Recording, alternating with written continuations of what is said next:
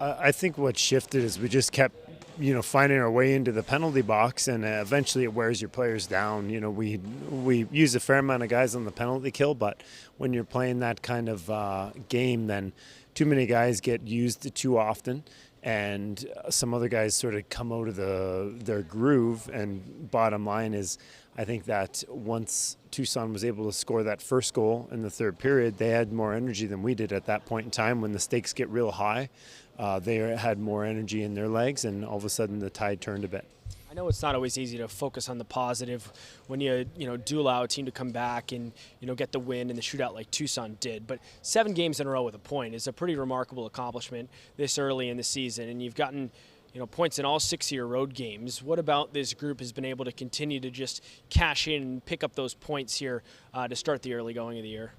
I think there's a lot of heart in the group. There's good leadership, and there's a lot of compete. They're really competitive. They work very hard, and I think that is where we run into penalty problems at times. Is we get a little overzealous and a little too active with our sticks, and all of a sudden we find ourselves in a problem. But it's not for lack of trying, that's for sure. And I think the reason we're getting a lot of points in games is because we have great effort, and the guys are really putting everything they can into it. And so usually when you're on point, when you're working really hard, you're gonna get rewarded. We just have to make sure that we work smart. Just lastly, John Gillies made a lot of big saves for you guys and was probably a big reason that the team ended up picking up a point towards the end of the game. Just your thoughts on him picking up another point in all 4 of his starts this year. Yeah, I thought John was excellent tonight. Really, really good. Had a lot of work.